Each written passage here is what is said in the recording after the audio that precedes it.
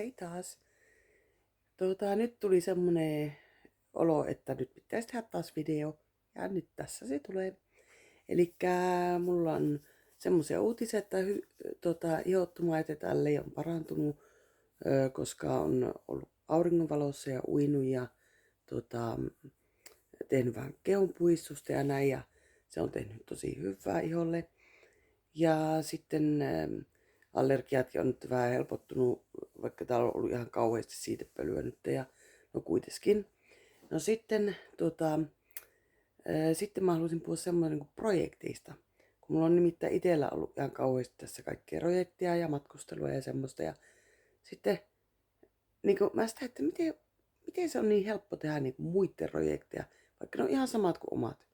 Niin ne vaan jotenkin, joo tuo vaan mulle, mä teen, ne on mielellään, totta kai, mutta sitten ne omat ei lähe.